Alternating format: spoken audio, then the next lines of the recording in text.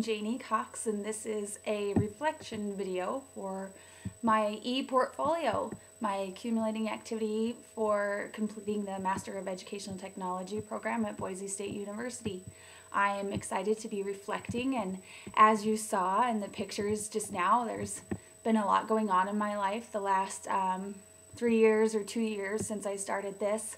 You saw pictures from getting married, from graduating from college, fixing up our first home, spending time outdoors is what we love to do, our growing family, extended family, not ours, getting a puppy, raising that puppy to a full-blown dog now, undergoing heart surgery, having my first 3 years of school and my first 3 groups of 6th graders, which I love, and that's kind of what's been going on with me personally over the last 2 years, and then of course starting my program here at Boise in the summer of 2009. After this, I'm going to start showing you some of the things I've done professionally over the last couple years since starting, some of the things I've created through my classes at Boise and how I've been able to integrate that in my classroom, and the technology that's been available here in Campbell County for me to do that. The great thing about living in Campbell County and Wyoming is that Campbell County is very rich in natural resources, and therefore it kind of spills over to our school district. Our booming economy spills over there, and so we've been able to have funds for new technology. Currently in my classroom I have iPads, touch iPods, a mobile lab or a desktop lab available to me anytime. We are an all Mac district, so that's something different. I've been able to learn all about that as well, and this year I got a starboard, and that has been awesome. So coming up, you will see some of my projects that I've created and how I've used them in my classroom, and you will see some of the stuff that goes on in my classroom using the technology I just mentioned. Every project I created here at Boise has been designed around 6th grade learners. They correlate with the Wyoming district, the Wyoming school standards, the curriculum standards, and the Campbell County School District curriculum standards for 6th grade. We'll move on, and I'll show you some of the things I've done. Thank you. One of the very first classes I took in the summer of 2009 was EdTech 502, the Internet for Educators. In this class, I created a lot of projects that I'm going to be showing you today. Here, what I love about this and what I loved about the classes at Boise is that they do ask you and teach you how to create these projects, but they want you to create them for your learners. So I so appreciate that all of my stuff I've created has been created for my 6th grade students. Some of the things that I've created that I want to show you, the virtual field trip was created. For natural disasters. This is something that my students have used in the last couple years since I created it. They use this, it's part of their district curriculum in science to learn about different natural disasters that take place and how they happen. And so this is actually our culminating activity after that unit. They choose a disaster that happened from the ones listed, that they earthquake, hurricane, volcano, or tornado, and they tell about a specific event that happened. Another one that I like to use is the interactive concept map. Later in the year, moving on through social studies, we learn about immigration in Ellis Island, and this is a good activity for them to scaffold, to build upon what they already know, use their reading chart as you can see here, and take a virtual tour and read about some real life stories of some people who came through Ellis Island.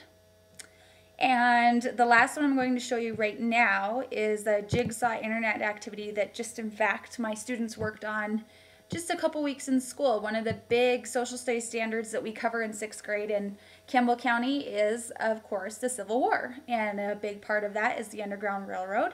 So this is the jigsaw activity I created during 502, and my students just did this here about a week ago. I have a video of them working on this, and the video I took was actually after school, so it's after my students had done this project. So I asked them to share a little bit about what they did when they completed this project. I'm doing this section on myths of the Underground Railroad. I'm doing Harriet Tubman. I'm doing Travel to the Journey. Awesome. The next item I would like to showcase is my unit of instruction created during EdTech 506, Graphics for Learning. My unit of instruction is a series of graphics centered around reading comprehension strategies to be used in my classroom. I wanted to showcase these pieces because they are something that I've used, along with learning how to use the tool Fireworks that came with our Adobe CS4 package when we began our studies here at Boise. I've used Fireworks a lot since then. I used them to create these graphics, and that was the beginning of my learnings. I've also, unrelated to any class at Boise, on my own have created other visuals that I've incorporated into my classroom. For example, some visuals I created were literary tools such as simile and metaphor, onomatopoeia, hyperbole. I created these and was able to send those graphics as JPEGs into our district print shop, and they then printed them out in one-by-one posters for me. So I have them stationary now on my wall in my classroom, and I really feel like they've been effective in my student learning this year. I've seen the difference in their knowledge of those literary tools or terms, and since I created those graphics and since they appear daily in our classroom, as well as these reading comprehension strategies that was created specifically for this class for EdTech 506. These were also created using Fireworks, and they each follow a certain principle, like the attention visual, mental models and near transfer, concept visual, and then an advanced organizer that culminates all of the reading comprehension strategies together in one organizer. So for example, here is my questioning visual. This is a scroll over visual, so you can see when you scroll over this specific part of the graphic, it changes. I've been able to use these on my starboard at school as part of my mini lessons on teaching these reading comprehension strategies, and I feel that that has been very effective. Here's another one, making connections. I stuck with the same theme, keeping the white background to make sure that it was clear. There wasn't going to cause, there was no cause for cognitive overload for my students to, the point just needs to come across right away, what that means to make a connection, and I believe these visuals have aided my students in doing so. One more example would be the making inference visual created. So these have been very effective to use in my classroom. The last item I'm going to showcase is the tool Glogster. The online tool Glogster was presented to me through a couple different classes actually here at my studies at Boise State University. What you see now in front of you is an EdTech 513 multimedia project. This is the first time I used Camtasia, which I'm using now to create this video, and I at the time had created this video to show how to start using Glogster for my 6th grade students. They used Glogster this year for their animal adaptation projects. So I'm not going to show this whole video on how to use Glogster, but I am going to show a video on one of my students presenting their animal adaptation project to you after they created it using Glogster. Glogster has been an awesome tool for my students to use to present information.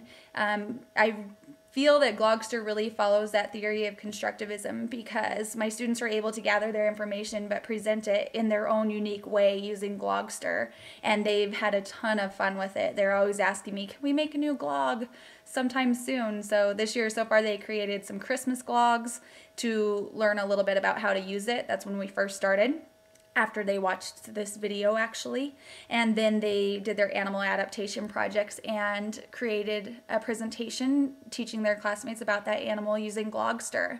So the video you are about to see is one of my students. Her name is Caitlin, and she is going to show you her glog that she created on manatees.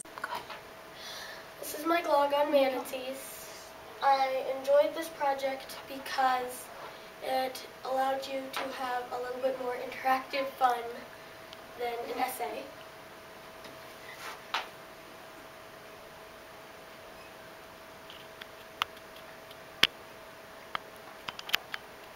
We had to thank our picture providers, and I added captions to all my pictures. Would you like to make another vlog sometime? Yes. Nice job. Thank you. I hope that you've enjoyed seeing how I've grown personally over the last couple of years and how everything that I've learned about and how to implement it into my classroom over the last 2 years through my studies at Boise, how that's being effective and how that's being used in my classroom. I really look forward to continuing to grow personally and professionally and to continue to use these tools and new tools that are presented. I wish that there was almost a follow-up class so that we could stay current with new technologies. I will have to do some things for myself to ensure that I stay up on those.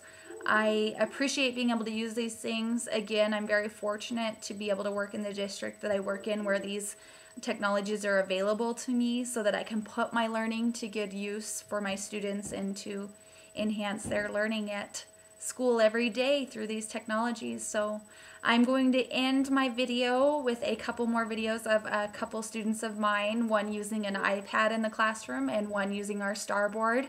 Those are just two other ways that I've been able to enhance my students' learning. One of the best things I think about using technology is the student motivation piece. They enjoy it so much. They enjoy being able to use the iPads and to create blogs and to get on the Starboard and to use the mobile lab. And I think that's what's great. They feel like it beats reading it straight out of a book or writing it down on paper, and if they're motivated, then everybody's happy. So I've enjoyed using these. I hope that you've enjoyed this reflective video, and I thank you for all that's gone on the last 2 years. I'm excited it's over with, but a little bittersweet as well. Thank you. Bye. The reason I like the iPad is because you can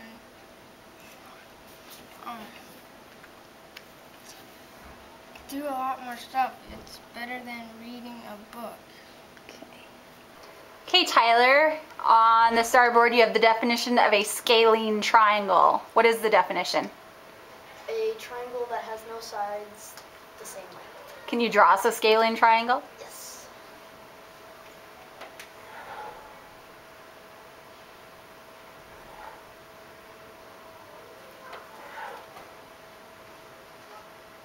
Very nicely done.